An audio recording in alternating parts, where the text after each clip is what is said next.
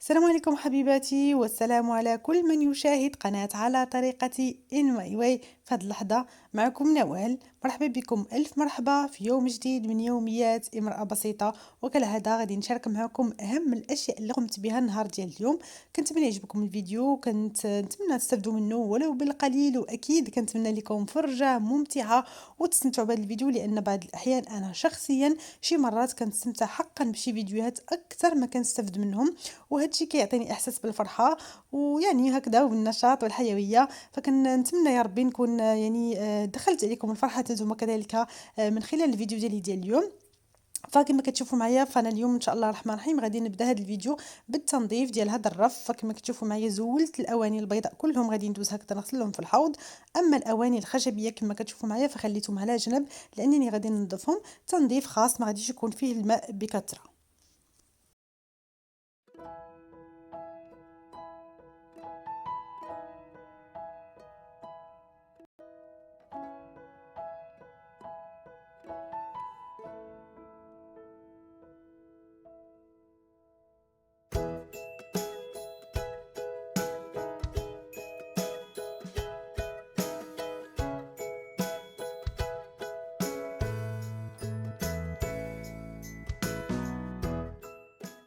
صراحة هاد الرف عطي واحد المنظر جميل وواحد الرقي في المطبخ ديالي. يعني كنحس بان المطبخ ديالي من بعد ما غيرت يعني في هذا الرف، من بعد ما زولت هذوك القنينات ديال العطريه، ويعني وحاولت انني ندير ديكور من الخشب يعني الاواني البيضاء، تغير صراحه الديكور ديال المطبخ ديالي. ولكن في نفس الوقت يعني لقيت يعني مشاكل كثيره هكذا في التنظيف، لانه انتم عارفين بان يعني الطبخ والبخار اللي كيكون على يعني ناتج على الطبخ كيدير هكا بحال الشكل ديال اللصاق على الاواني، ويعني وكيخليهم هكذا كيبانوا بحال معلكين. فكنضطر انني مره هكذا نبقى نغسلهم.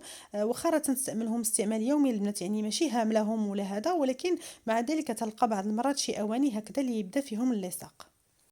وهاد اللصاق كيكون خاصة فوق الخشب، خصوصا هكذا المطابخ اللي كيكونوا كلهم يعني من خشب، يعني بحال الشكل ديال هاد الاشياء اللي عندي كلها خشبية، يعني كيكون اللون طبيعي ديال الخشب ومبرنز.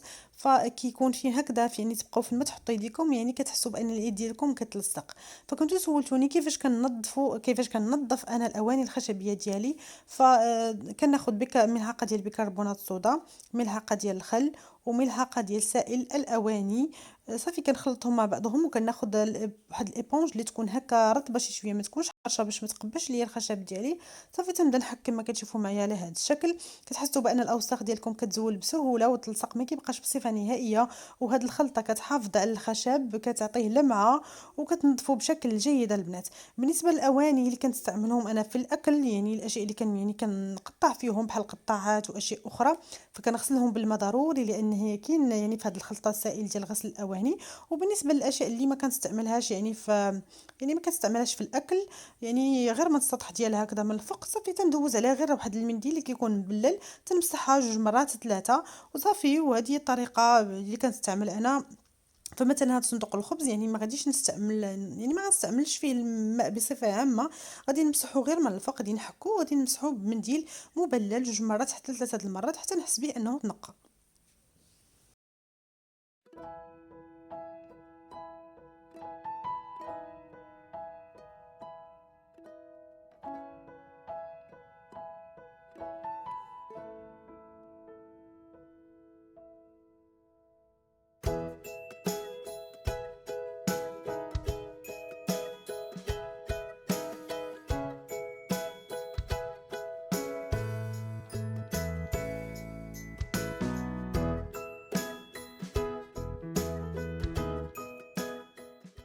وخرجتهم البنات كيف ما كتشوفوا معايا هنايا للشرفة باش يتهواو، يعني باش ينشفوا، خصوصا يعني الاواني الخشبيه، راه لما يعني ما نجففناهمش مزيان ولا ما مسحناهمش مزيان ولا ما يعني هويناهمش مزيان كيغملوا وتيفسدوا مع الوقت.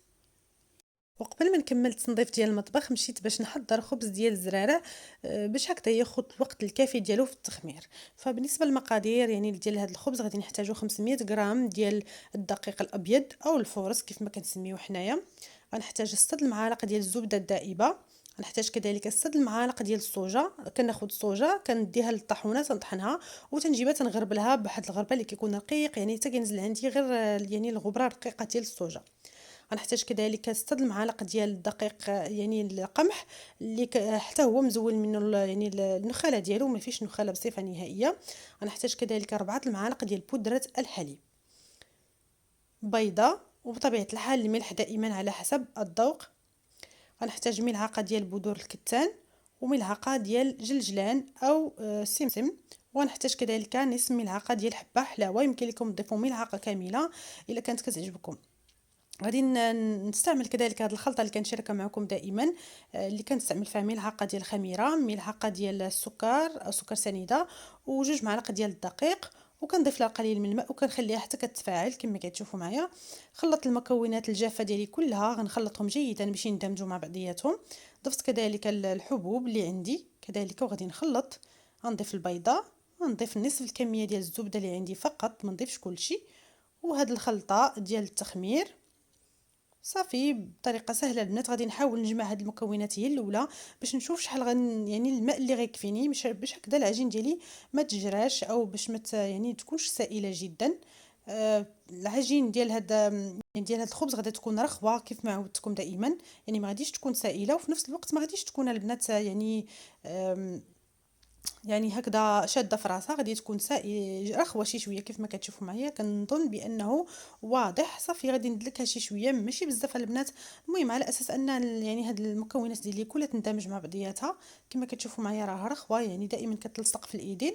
صافي وغادي نضيف الكميه ديال الزبده اللي تبقات عندي على مراحل كيف ما كتشوفوا معايا حتى يعني يدخل عندي الزبده يعني في هاد العجين يعني تماما، يعني حتى ما نبقاش نحس بان الزبده راها باقا الفوق. صافي تنبدا نحس بان العجين ديالي كتبدا تكون، كتبدا تشكل، كتبدا تكور كيف ما كتشوفوا معايا وكتولي ساهله. كنغطيها وتنخليها حتى كتخمر.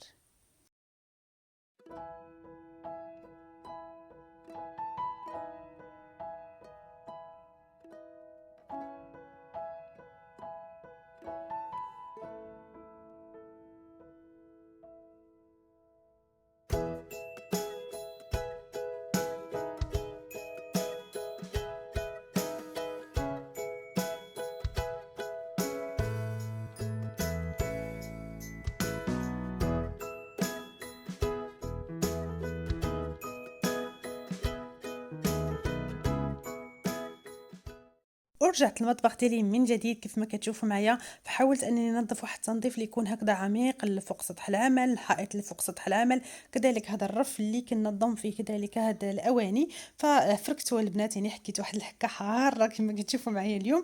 صافي من بعد خديت واحد المنديل هكذا اللي كيكون مبلل وسنبقى نمسح ونغسل نمسح ونغسل حتى كننظف يعني جيدا، ما كيبقاش عندي الصابون بصفه نهائيه فوق السطح. من بعد ما خمرت عندي العجين غادي نحاول انني نفرغ منها او نخرج من هذاك الهواء اللي تكون فيها، وغادي نقطعها لثلاثه الاجزاء. الجزء الاول غادي نقطعوه حتى هو على ثلاثه الاجزاء وغادي نشكلو غير هكذا بشكل الخبيزات هذا العاديين على شكل دائره كما كتشوفوا معايا بالشكل الاعتيادي ديال الخبيزات او ديال الكريسات. كنحاول البنات انني مره هكذايا نبدل في الاشكال ديال الخبز باش هكذا حتى النفس ديالنا يعني كيتحل الماكله، خصوصا اننا حنا الشعب يعني كناكلوا الخبز بشكل كبير. يعني من الضروري على ان الخبز ديالنا ننوعوا فيه وكذلك حتى نعاود نشكلوه كذلك باشكال مختلفه باش يفتح لنا النفس هكذا ديالنا الاكل، خصوصا كما قلت لكم الخبز اللي كيكون هكذا لذيذ فيعني كيعجبك ان يكون الشكل ديالو كذلك جميل. فبالنسبه يعني القطعه الثانيه ديال الخبز شكلتها على شكل باغيت. هاد الطريقه ديال التشكيل انا شاركتها معكم شحال من مره. فكما كتشوفوا معايا طريقه سهله جدا، يعني كنحاول انني يعني المهم شحال من مره وانا كنشاركها معكم، يعني راها صافي ولات غنيه عن التعريف. صافي قلت كما قلت لكم، يعني هاد الخبز راه تقدروا البنات تستعملوا كذلك حتى السندويشات الاطفال ديالكم في المدرسه، خصوصا اننا مقبلين على رمضان. فيعني كيكون خبز واحد لذيذ صحي غني فيه بزاف ديال العناصر الغذائيه المهمه. فيعني صراحه انا البنات ما كنستغناش عليه في رمضان، خصوصا هكذا اللي كنحطوا بعض المرات هكذا في السحور، كنحتاجو هكذا اللي كنعمروا سندويشات الاطفال ديالي في المدرسه. فيعني كيكون شيء مهم الصراحه، لانه كما قلت لكم غني هكذا، فيه الزرارع، فيه الصوجه اللي هي صحيه. المهم كما تشوفوا معايا بالنسبه يعني القطعه الثالثه اللي بقات عندي هكذا ديال الخبز، فانا غنحاول نشكلها على شكل مربعات. فمن بعد ما كما تشوفوا معايا بسطت العجين على شكل مربع، جمعت الجزء الاول ديالها وجمعت كذلك الجزء الثاني. حاولت انني كما قلت لكم دائما تكون على شكل هكذا مستطيل. بسطتها كذلك شويه هكذا بالمدلك كيف ما تشوفوا معايا. غادي نزول هاد الاطراف اللي في الجوانب، وغادي نقطع على هذا الشكل، وناخذ نفس القطعه الاولى اللي قطعتها ونعبر بها باش يجوني الخبيزات كلهم قياس واحد. صافي كما كتشوفوا معايا على هذا الشكل حتى كنكمل. صافي من بعد ما كملت العجين ديالي غادي نغطيها ونخليها حتى تخمر للمره الثانيه. اما بالنسبه للقنينات اللي كنظم فيهم في الايام العاديه، المعجنات، جميع انواع المعجنات، من سباكيتي، من ارز واشياء اخرى. ففي يعني في ملي كيقرب هكذا رمضان ما كنبقاش نظم فيهم المعجنات، وانما كنظم فيهم يعني كل الاشياء اللي خاصه بالعجينه. مثلا الكبيره، هذا القنينه الكبيره نظمت فيها الدقيق الابيض كيف ما شفتوا معايا. بالنسبه لهاد القنينات الصغار اللي بقاو، فوحده غادي نظم فيها هذا سميد رقيق او الفينو كما نسميه، سميد ناعم جدا. وبالنسبه للقنينه الاخرى غادي نضم فيها كذلك القمح الناعم جدا. صافي كما تشوفوا معايا تنزلهم هكا فوق سطح العمل، فكينفعوني بشكل كبير. كيبقاو حدايا، نتوما عارفين خلاص باننا يعني في رمضان كنبغيو هكذا نوجدوا المسمن، كنبغيو نوجدوا هكذايا يعني الفطائر بصفه عامه. وهاد الاشياء انا كنحتاج كيف ما عودتكم دائما كنستعمل سواء القمح الناعم سواء الفينو. فلهذا كنخليهم هكذايا كنظمهم وتنخليهم هكذا فوق سطح العمل، كيجيوني عمليين وسهلين، وكذلك كيعطيو منظر زوين وراقي للمطبخ ديالي في نفس الوقت. اما بالنسبه لهاد القنينات اللي كنت شاركت معكم كذلك في فيديو سابق، واللي كانوا من ضمن الهميزات اللي كنت صيدت عليهم.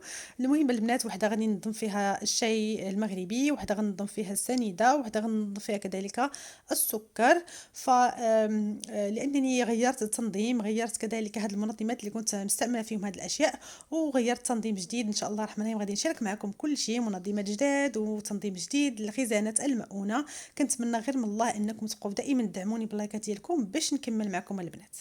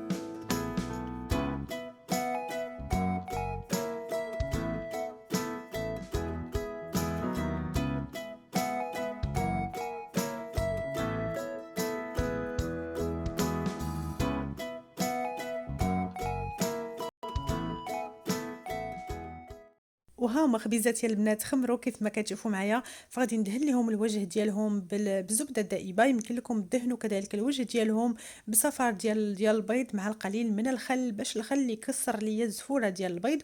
صافي غادي ندخلهم الفرن على درجه حراره متوسطه، الا كان ديال الغاز ولا كان ديال الضوء غادي تدخلوهم على 180 درجه.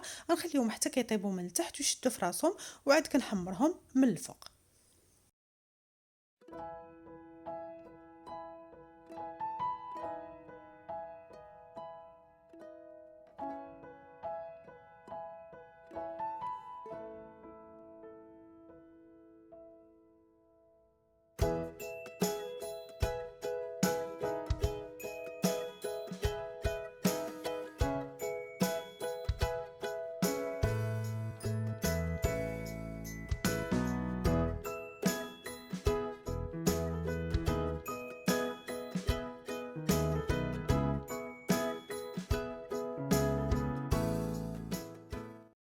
من بعد ما طابوا الخبيزات ديالي نزلتهم فوق هذا المنديل وخليتهم حتى بردوا تماما البنات. هذا هو الشكل ديالهم كيف ما كتشوفوا معايا، كيجيو رطبين. بالنسبه للوجه ديالهم انا ما تنحمروش بزاف البنات، حيت كنبغي من بعد انني نعاود نسخنو. فولفت انا وليداتي كياخذوا الخبز كياكلوا الخبز سخون، فما كيبغيوش ليا بارد، فلهذا ما تنحمرش يعني الخبز ديالي مزيان.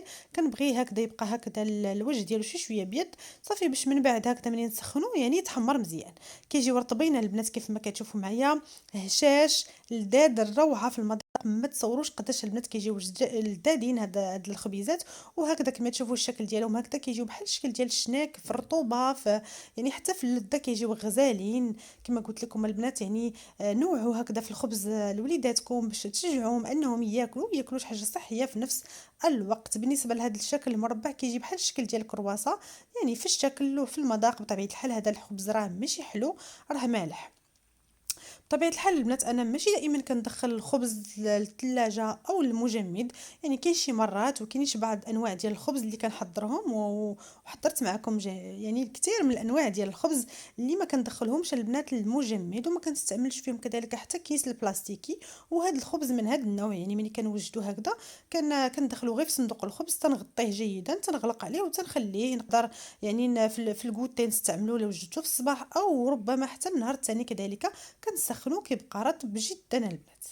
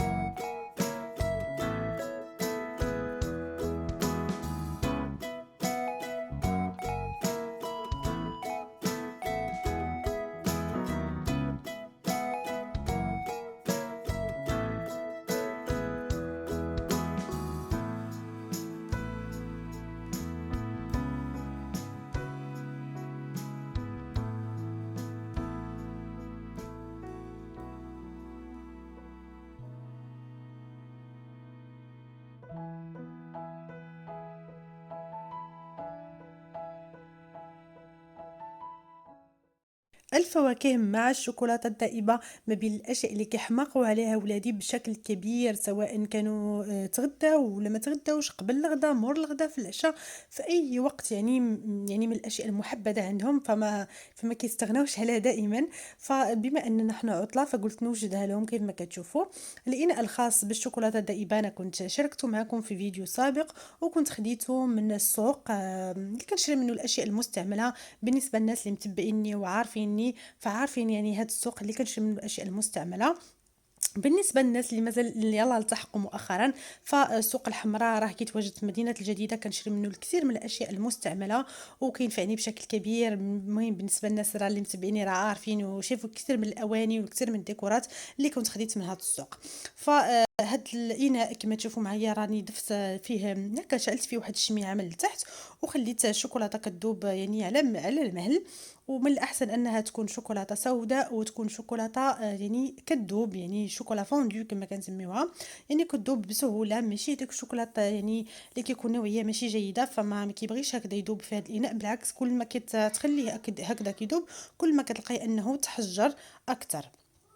يعني كما كتشوفوا معايا قطعت الفريز او الفراوله، قطعت كذلك التفاح، وقطعت يعني هكذا الكيوي. يمكن لكم تقطعوا كذلك حتى يعني البنان او الموز اللي كانت متوفر عندكم. المهم صراحه ان بالنسبه ليا هاد الشوكولاته الذائبه كتماشى بشكل كبير مع الفراوله او الفريز، يعني بشكل اكبر يعني من الفواكه الاخرى.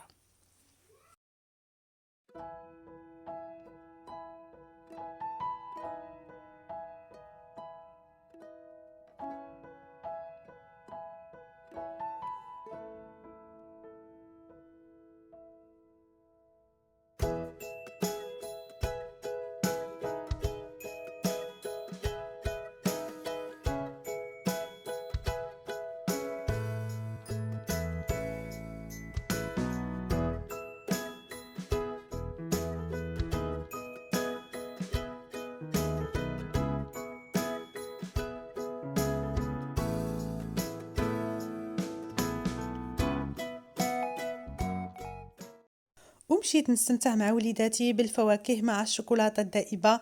كنتمنى تكونوا استمتعتوا بالفيديو كيف ما كنستمتع وانا كنشارك معكم كل يوم من يومياتي.